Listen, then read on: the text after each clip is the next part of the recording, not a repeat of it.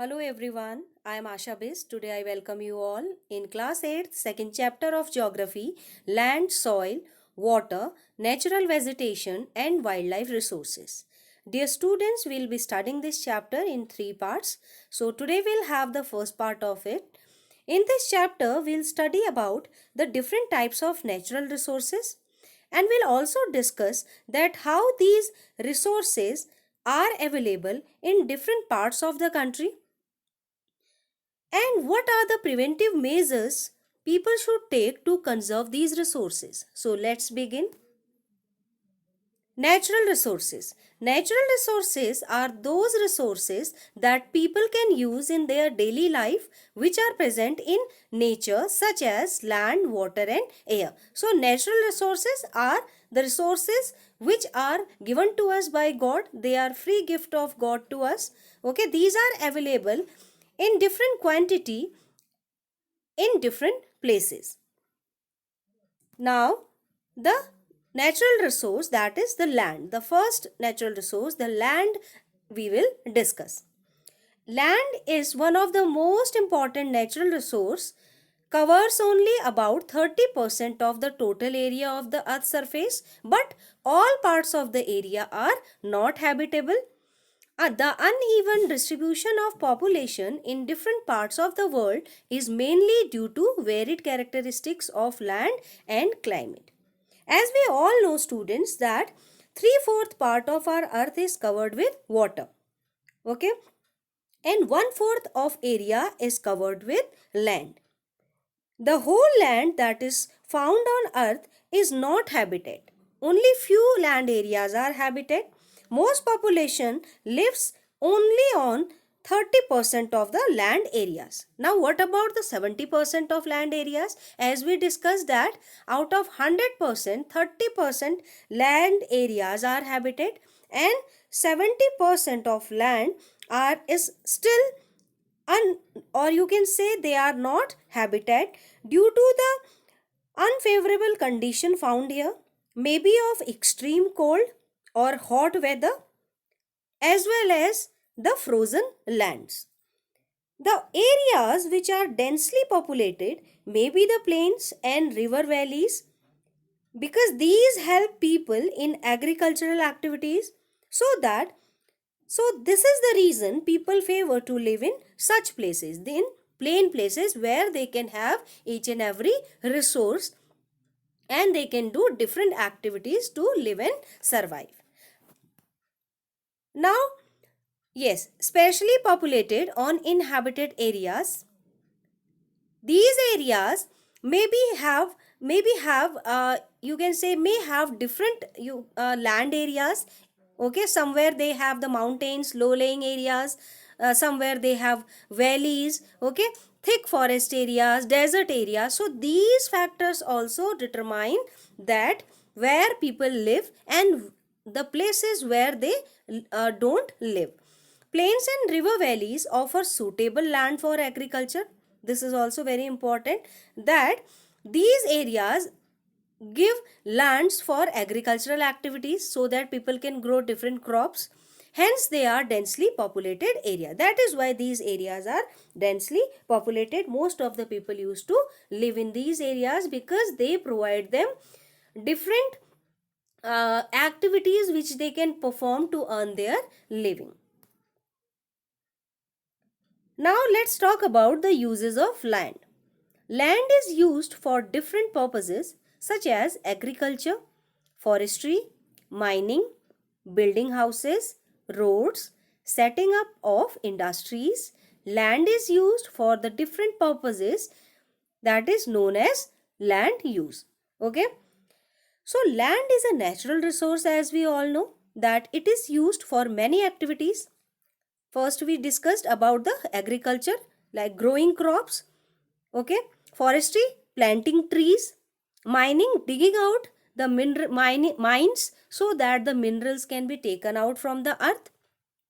Building houses means constructing settlements, building roads for transportation, and also they establish industries so that people can develop their economic power. Now, the physical factors that determine the use of lands. There are many factors that make sure that in which amount the land should be used and for what purpose. These factors are the topography, soil, climate, minerals, and availability of water. So the factors that are responsible for the use of land are the features of the land, like whether it is even or not, okay, whether there is the desert area, the forest area, or some other type of areas. The features of the land, like we discussed it, even or not. Then the kind of soil is found here, okay, how the climate is, whether it is suitable for human beings or not, the minerals found here, and also the life giving element, that is water, that they are present or not, because without water nobody can survive. Okay, while living or using these land areas, people will make sure that these are the things should be available in the places they are going to live or the land which they are going to use. Now, human factors. There are some human factors also. Before that, we discussed the physical factors. Now, we'll discuss the human factors that determine the use of land. In this, the first comes the population and the technology. Now, there are some human factors that also influence the use of land, like the number of people live in those areas, whether the technology is developed there or not, whether the technology that is developed there is feasible to use those resources or not. Okay, that is the important thing. Now, technology is important to have maximum use of these resources. Okay, like if people in a particular area wants to establish or construct a bridge, or they want to construct industries or big huge houses, if they will have technology with them, then the construction will become easy for them. Okay, so because of that, the human factors also determine that how the soil should be used, or land, sorry, not soil, land should be used. Now, classification of land on the basis of ownership. And the basis of ownership, it means that who is owning the land. Okay, whether the land is private, the land is private or community land. Private land, we all know that private land is a land that belongs to an individual. Okay, lands are also classified like private and community land. As the names itself explaining its meaning, like I'm talking here about private land. So private land belongs to individuals, as they have their individual rights on them. They can use them for their own interest. For example, a house. Suppose I am going to build a house. The house, I have invested money on that. So the house will totally my property. It will be my private land. Okay, nobody else can use it without my permission. Explaining about community land, we can say that these belongs to all. Okay, as the name itself explaining its meaning, community land means a land which belongs to the community. The whole community means everyone can use them, like the public parks, the public places, like public transport, hospitals, and many more. Okay, these are the community lands. Human beings need everything and their demands are increasing day by day. Okay, as the development is taking place day by day, our demands are also increasing. But the land which we are having, that is limited. Okay, the land area cannot be increased. Not only the extension of land, but also its quality is also different from place to place. Like if the quality of soil at this place is will be something else, in the same way it will be something else in some other places. Like the quality of soil, if we compare in Rajasthan, and the quality of soil we compare in northern plains, will be totally different. In northern plain we'll find the fertile soil, fertile lands, and if we compare it with the desert area, there the land area is not fertile as compared to the northern plains.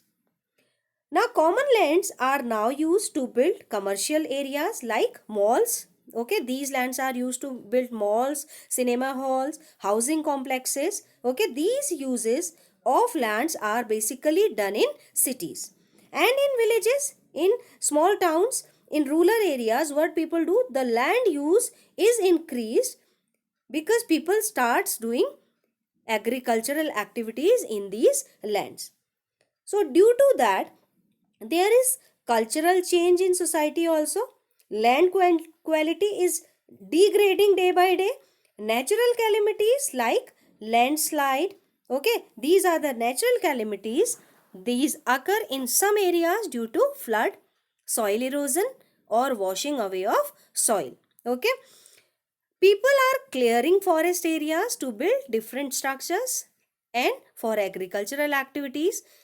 There might be a threat of desertification of land resources as maximum land resources people have started to use. Okay, ultimately what will happen, ultimately these resources will be destroyed. Okay, due to many reasons, that the reasons we discussed earlier.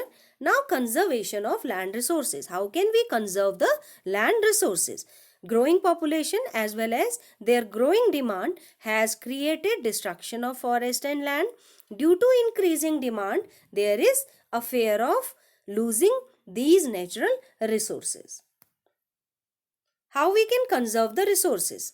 Afforestation, land reclamation, regulated use of chemical pesticides and fertilizers, checks on overgrazing.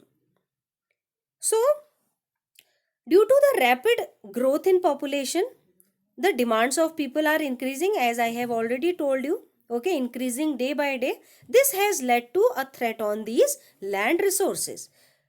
Now, how we can conserve them? We can conserve resources by planting more trees. Afforestation means planting more trees. Okay, plantation activities should be conducted by improving the quality of the land, by telling people to avoid what? Avoid using chemicals, pesticides and fertilizers.